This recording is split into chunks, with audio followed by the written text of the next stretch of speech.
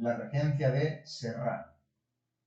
A ver, este punto se abre directamente después de que ya se asiente la Revolución Gloriosa, termine la labor, esa primera labor del gobierno provisional del propio Serrano, de mantener el orden mientras hacemos unas nuevas cortes constituyentes para hacer una nueva constitución que cree un sistema nuevo. Una vez hecho esto, empezará la regencia. ¿Por qué una regencia si hemos expulsado a los reyes? Pues simplemente porque, como veremos, la Constitución de 1869 va a decretar que España sigue siendo una monarquía. Y por tanto, si no tenemos rey, vamos a tener un regente. Por eso será la regencia de Serrano, que durará básicamente 1869 y parte de 1870. En fin, este periodo empieza, como digo, con esta promulgación de la Constitución de 1869, la cual sale de unas cortes constituyentes que se convocaron por sufragio universal masculino, a las que solo pudieron presentarse los tres partidos que habían hecho la revolución, los firmantes del Pacto de Ostende, progresistas, que quedaron como primera fuerza, con Juan Prim como líder, Unión Liberal, que quedaron como segunda fuerza, con Serrano como líder, y demócratas, que quedaron como tercera fuerza, que van a ser marginados del gobierno y que muchos de ellos van a optar por una postura republicana frente a los otros dos partidos que siguen siendo monárquicos, ¿vale? No de la monarquía borbónica, la cual rechazan todos por igual, pero sí monárquicos en el sentido de creer que España debe seguir siendo, como en toda su tradición, una monarquía, aunque para ello haya que buscar a un rey de una dinastía nueva. En fin, ¿cuáles son los principios básicos de esta Constitución de 1869? Que va a sustituir a la de 1845, que era la vigente, con Narváez y O'Donnell, y que era súper conservadora y súper limitada y poco democrática. Básicamente, en primer lugar, la soberanía nacional o soberanía popular, viene a ser lo mismo, estableciendo que el 100% de la soberanía reside en el pueblo. El rey, aunque haya un rey, será una figura simbólica, sin soberanía. El 100% de la soberanía lo tiene el pueblo español y por tanto elegirá a su representante. Ya veremos cómo, ya veremos a quién se deja votar, a quién no, pero en principio la soberanía es del pueblo y no del rey ni de ningún otro. Esto es un principio muy democrático. La división de poderes, también un principio básico de cualquier democracia. El poder legislativo, ejecutivo y judicial están separados. Concretamente, el legislativo lo va a tener las Cortes, Congreso y Senado. El ejecutivo lo va a tener el rey, pero de una forma simbólica, simplemente firmando las leyes que le pongan por delante el presidente del gobierno y su consejo de ministros, y luego ya el judicial será independiente. ¿Qué más? Una amplísima declaración de derechos. Todos esos derechos que no existían o estaban súper limitados con Narváez y O'Donnell en toda la etapa anterior, con Isabel II, ahora se van a declarar. Por ejemplo, la libertad de culto, se acabó eso de patrocinar al catolicismo, la libertad de reunión y asociación, lo cual va a permitir a los españoles, por primera vez, formar de forma legal sindicatos y hacer, por ejemplo, manifestaciones. Ya sabemos que O'Donnell y sobre todo Narváez, siempre que había una manifestación la reprimía a tiros, eran completamente ilegales. Se van a legalizar ahora los sindicatos del movimiento obrero y sus manifestaciones. ¿Por qué? Simplemente porque tenemos el ejemplo del socialismo alemán, del marxismo, que se está extendiendo por todas partes, y si no queremos que los obreros se echen en brazos del marxismo, tenemos que darles algo, aunque sea poco. Ese poco es la libertad para asociarse y para hacer manifestaciones que estén dentro de la ley. Por tanto, pactadas en cierto sentido, acordadas con el gobierno y que no se salgan de madre. En fin, más libertades como la libertad de residencia para poder vivir donde te dé la gana, la libertad de enseñanza, esto sobre todo destinado a eliminar las manos negras de la Iglesia de la enseñanza española, libertad de expresión y de imprenta, sobre todo para poder criticar a los poderes públicos sin ser encarcelados, y dos cuestiones importantísimas para los señores que han hecho la revolución. inviolabilidad del domicilio y de la propiedad privada. Es decir, tanto el domicilio, sobre todo por supuesto las mansiones de los políticos y de los militares, que son los que van a seguir gobernando, y la propiedad privada van a ser sagrados. ¿Por qué hay que especificar esto?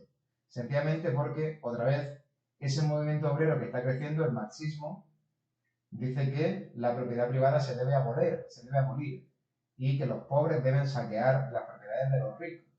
Como aquí no queremos que ocurra eso bajo ningún concepto, porque los ricos son los que siguen gobernando, se decreta que que la propiedad privada es sagrada y que no se puede tocar ni vulnerar de ninguna manera.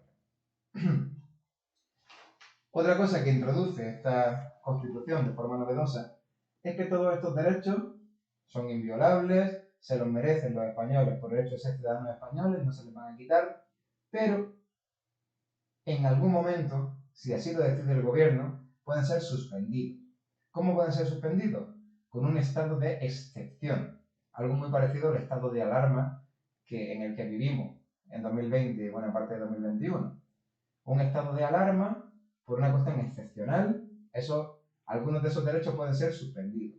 Por ejemplo, si el movimiento obrero nos va a organizar una manifestación demasiado grande, demasiado peligrosa, o que no nos venga bien en ese momento, declaramos un estado de excepción, por ejemplo, en las calles de Barcelona, y eso convierte en ilegal salir a manifestarse. Por tanto, cancelaríamos esa manifestación. En fin, que todos estos derechos se declaran y se protegen, se blindan en la Constitución, pero dejando claro que el gobierno puede suspenderlo en caso de necesidad. ¿Qué más? Se declara el sufragio universal masculino. Esto es una conquista bastante destacada. Ya en la Constitución se blinda el hecho de que todos los varones mayores de edad pueden votar. No se deja ya al criterio de cada gobierno hacer leyes electorales que decidan en cada momento quién me interesa que vote en cada elección concreta. No. Ahora en la Constitución se blinda. Todas las elecciones serán por sufragio universal masculino. Además, los diputados del Congreso pueden ser pobres. Es decir, los pobres pueden votar y ser votados al Congreso. Al Senado no. ¿Vale? Esto es un poco una de cal y una de arena. Permitimos que los pobres entren como políticos en el Congreso, pero no en el Senado.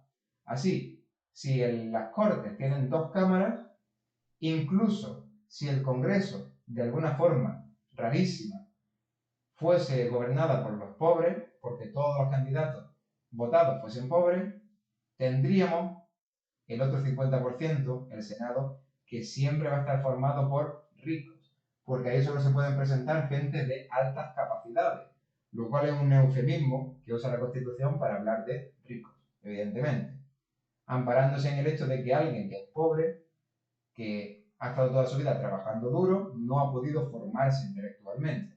Por eso, sufragio universal masculino, sí, pero la mitad de los cargos pueden ser pobres y la otra mitad no. Siempre tienen que ser ricos.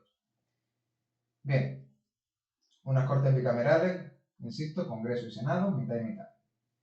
Y lo más importante de la Constitución, o si no lo más importante, sí lo más curioso, y lo que dará lugar a esta regencia, es que se reconoce la figura de un rey.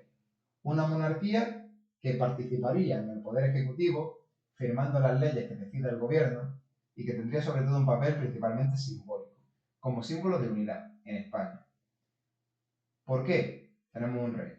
Simplemente porque estos militares, Prim, Serrano y Topete, el Partido Progresista, la Unión Liberal, no son partidos republicanos, ni mucho menos. Ellos son monárquicos, creen en la figura de un rey que sirva sobre todo como símbolo. Republicanos solo son algunos de los demócratas. Por tanto, quitamos una reina, Isabel II, sí, no queremos Borbones, los consideramos un cáncer para España. Pero eso no significa que no podamos tener monarquía. En la Constitución de 69 se declara que España sigue siendo una monarquía, sencillamente una monarquía no borbónica. Vamos a buscar a otro rey. Así empieza la regencia de Serrano. No tenemos rey porque tenemos que buscarlo. Va a ser Prim el encargado, como presidente del gobierno, de hacer los movimientos necesarios, diplomáticos sobre todo, para buscar un nuevo rey que quiera el trono de España y al que quiera el pueblo español, mientras que Serrano va a ser el que actúe como regente. O sea, Serrano será el jefe del Estado y Prim el jefe del gobierno. Esta situación durará un año, más o menos, y hay que tener lógicamente un regente mientras se busca un rey. Bien, ¿problemas que va a tener la regencia? Bueno, en primer lugar, evidentemente, ¿quién se va a oponer al hecho de que España sea una monarquía? Cuando hemos tenido la oportunidad de que no. Evidentemente, los republicanos. Esa buena parte del Partido Democrático que se vuelven republicanos. Ellos son republicanos, no quieren un rey. Por tanto, ya ese tercer partido del Pacto de Ostende, el Partido Demócrata, en su inmensa mayoría se vuelve republicano y sale del todo de este sistema. Va a pasar a la oposición, quedando en él progresista y un liberal. Bueno, más que suficiente. Problemas que le van a surgir a España en este periodo, 69 y 70. Muchos de ellos arrastrados desde antes.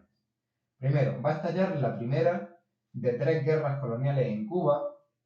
Cuba es prácticamente el único territorio colonial que le queda a España después de haber perdido toda Latinoamérica durante el terrible reinado de Fernando VII, y también ahí hay movimientos independentistas. Aprovechando esta situación tan convulsa de que se ha ido Isabel II, los independentistas cubanos inician un levantamiento que no va a triunfar, pero que sí que va a exigir que Serrano envíe un ejército importante a Cuba, por tanto consumiendo recursos en los que España es tan escasa. Bien, un problema, la guerra de Cuba. Otro problema, ¿quién se opone a esto de buscar un nuevo rey? Pues evidentemente los republicanos, que ya lo hemos dicho, que no quieren ningún rey, pero también aquellos españoles que consideran que ya hay reyes válidos, que no hay que buscar otro. Estos van a ser básicamente los carlistas, ¿vale? Que quieren a otro rey, en este caso sería Carlos VII, el nieto de Carlos María Isidro. ¿Para qué vamos a buscar otro rey si está aquí Carlos? Y los alfonsinos, que básicamente son esos españoles que aceptan que Isabel II era un desastre y se vaya, pero creen que lo mejor es que le suceda a su hijo, Alfonso. Por tanto, van a tener esta regencia en busca de un rey nuevo, la oposición de los republicanos, que no quieren ningún rey, y de esos dos bandos que quieren un rey ya conocido. Bien, el carlista, Carlos VII, o el Borbón, Alfonso, al futuro Alfonso II, hijo de Isabel II. Bien, más problemas.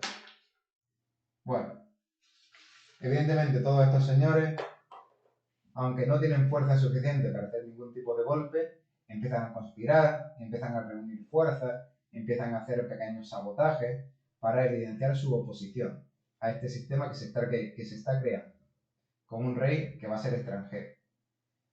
Y un último problema va a ser el descontento de las capas populares y urbanas, de los campesinos y los obreros.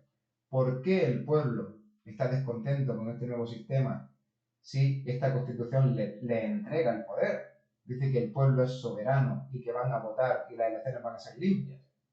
Simplemente porque, de acuerdo, me permiten votar, yo decido el gobierno, pero los problemas reales del pueblo, que son sobre todo su pobreza y la enorme presión fiscal a la que están sometidos, siguen exactamente igual que estaban.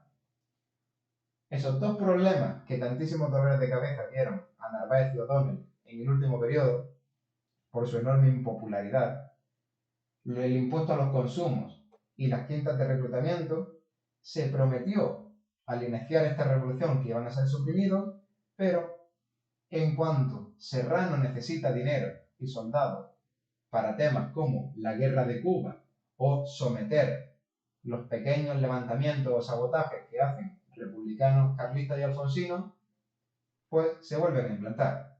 Sigue el impuesto al consumo, que grava cualquier compraventa, por pequeña que sea, entre pobres, y siguen las quintas de reclutamiento, que arrebatan a las familias campesinas o bien sus hijos, si no pueden pagar, o bien todo su ahorro para salvar la vida de su hijo. Por eso también tendrá que hacer frente Serrano a problemas como el descontento entre el campesinado y entre los obreros de las fábricas, en Barcelona y las Vascongadas. En fin, además de estos problemas, va a haber directamente convulsiones y movimientos revolucionarios, es decir, sublevaciones reales que empiezan a forjarse aquí. Principalmente por parte de los republicanos federales y el movimiento obrero.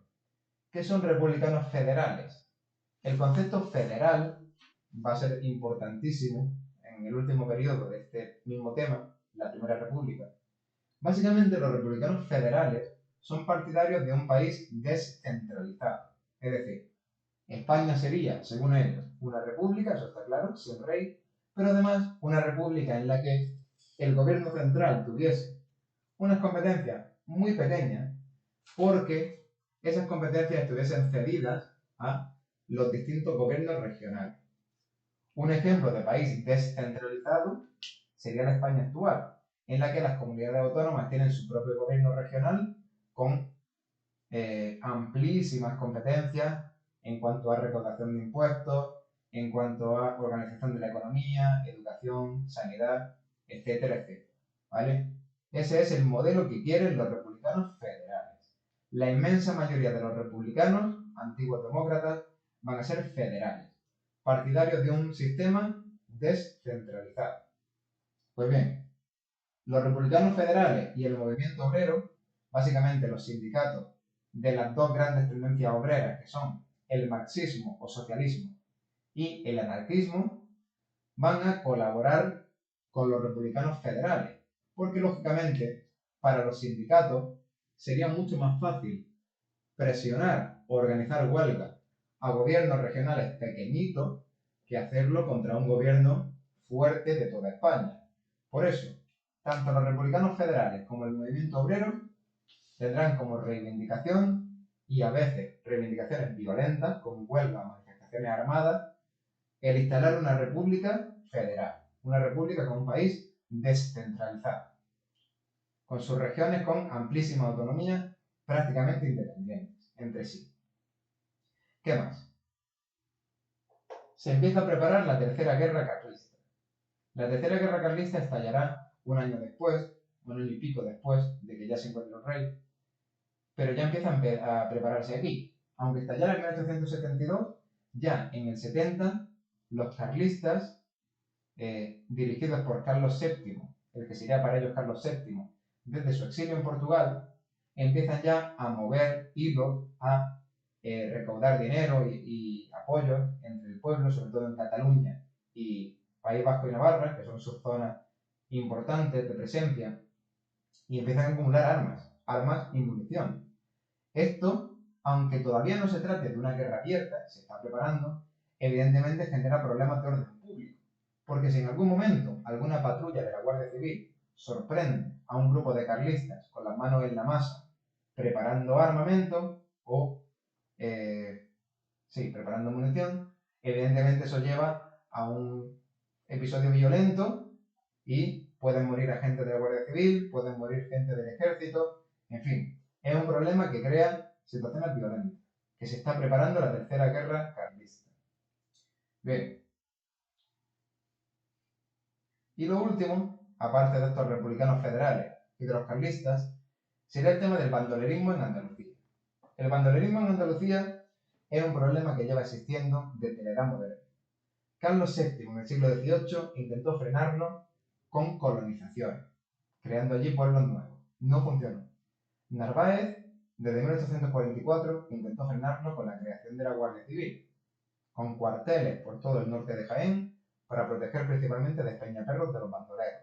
Tampoco funcionó. Serrano también va a intentar poner freno a los bandoleros y tendrá bastante éxito, luchando contra el bandolerismo, principalmente por una ocurrencia suya, como militar veterano que es, que va a ser la ley de fugas. A ver, para que lo entendamos. Evidentemente, una constitución que dé tantos derechos a los ciudadanos es garantista. Es decir, garantiza a los ciudadanos, aunque sean delincuentes, que van a tener un proceso judicial justo. Y eso puede ser lentísimo. No se puede tener a los bandoleros de juicio en juicio, los liberan, hacen otro golpe, mientras se juzga vienen y le rescatan sus compañeros. Eso no funciona, con el bandolerismo luchando en los bosques de Sierra Morena.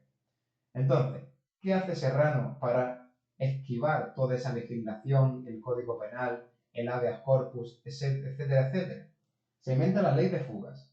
La ley de fugas básicamente dice que si un bandolero se niega a rendirse a la Guardia Civil o intenta huir, una vez haya apresado, la Guardia Civil tiene potestad para dispararle a muerte, porque si no, pues se va a fugar y va a volver a su actividad delictiva. ¿En qué se traduce esto y por qué funciona mucho? Pues básicamente porque imaginemos que un bandolero es detenido, ¿vale?, por un guardia civil. Pues básicamente lo único que tiene que hacer el guardia civil para evitar al Estado un proceso judicial largo y seguramente infructuoso es decirle al bandolero: eres libre, hemos cometido un error contigo, te puedes marchar. En el momento en que el bandolero dé la vuelta y camine 2 pasos, le disparamos por la espalda y nos quitamos un bandolero de en medio. Así va Serrano a tener grandes éxitos contra el bandolerismo, gracias a la ley de fugas. Se anima a los bandoleros a huir para que, con la ley en la mano, tengamos potestad de dispararle a muerte y nos ahorramos juicios innecesarios. O sea que esa será la última convulsión violenta, por así decirlo, en la regencia de Serrano, y a la cual va a poner solución de esta forma tan curiosa. Pero bueno, aparte de todas estas circunstancias o estos mecanismos de oposición que se crean en la regencia al nuevo sistema monárquico de la Constitución de 69, tenemos que hablar precisamente de la búsqueda del rey que está haciendo Juan Prim mientras Serrano mantiene la regencia y la situación controlada. Básicamente, la premisa está muy clara para buscar ese nuevo rey. No puede ser Borbón. Tiene que ser un rey europeo, lógicamente, con una cultura parecida a la española, capaz de adaptarse y de ejercer como símbolo de unidad para los españoles, pero no puede ser un Borbón. No puede tener una gota de sangre borbónica. Bastantes Borbones hemos tenido. Pues bien, después de muchas búsquedas, básicamente van a surgir 3 candidatos con cierto apoyo. La Unión Liberal y el propio Serrano van a apoyar a un aristócrata francés, el duque de Montpensier. Este señor es de una antigua familia noble de Francia, sería un rey centrado, moderadamente conservador, digamos un rey típico que serviría como ejemplo, ¿vale? Un rey muy a la española, tradicional. Y por eso es el favorito de Serrano y la Unión Liberal. Por el otro lado, 8 antiguos progresistas, nostálgicos, ancianos ya, se le ocurre que el rey quizá puede salir de la propia España y que no tiene por qué tener sangre real, que la sangre plebeya también puede servir si queremos crear un nuevo sistema democrático. Por eso se van a acordar de alguien que sigue siendo, pese a tener ya 76 años, sigue siendo un modelo, un héroe de la patria, una figura prácticamente legendaria, ¿vale?, entre el pueblo y entre el Partido Progresista, que es Baldomero Espartero. Espartero está, sabemos, jubilado en su mansión de Logroño desde que se marchó en el Bienio Progresista, y 8 diputados progresistas, una minoría, son 8 de 300, o sea, muy poquito, tienen la ocurrencia de ofrecerle el trono. Espartero va a declinar esa oferta, amablemente, caballerosamente. Y por último, tendríamos al candidato al que apoya el Partido Progresista y PRIM, y también esos pocos demócratas que no son republicanos, que todavía siguen más o menos conformes con que este sistema sea monárquico. Son poquitos. La mayoría de los que apoyan a este último candidato son el Partido Progresista, el mayoritario en las Cortes. Y sería Amadeo de Saboya. ¿Quién es Amadeo de Saboya? Es el segundo hijo de Víctor Manuel de Italia, el rey de Italia, y es un candidato muy atractivo, básicamente porque se trata de un rey joven, muy moderno, con una gran preparación intelectual y que serviría de símbolo de progreso. Mientras que el duque de Montpensier serviría como un símbolo de tradición, Amadeo serviría como mejor ejemplo de progreso hacia la modernidad y además, evidentemente, crearía una alianza con el Reino de Italia, gobernado por su padre y en el futuro por su hermano. Por tanto, gracias al apoyo del Partido Progresista, del propio Prim encargado de la búsqueda de un rey, y a sus propias características positivas, como intelectual y rey ilustrado, va a ser Amadeo de Saboya el elegido al final. Se vota en las cámaras, Congreso y Senado, y Amadeo de Saboya es elegido el nuevo rey de España. Así acabará la regencia de Serrano con la llegada y coronación de Amadeo I de España. Bien, por concluir, ¿quién se opone a la elección de Amadeo de Saboya? Pues evidentemente los republicanos que no quieren rey, los carlistas que quieren a Carlos VII y los alfonsinos que quieren a Alfonso II. Pero bueno, ya darán sus problemas en el siguiente periodo, con Amadeo coronado como rey de España.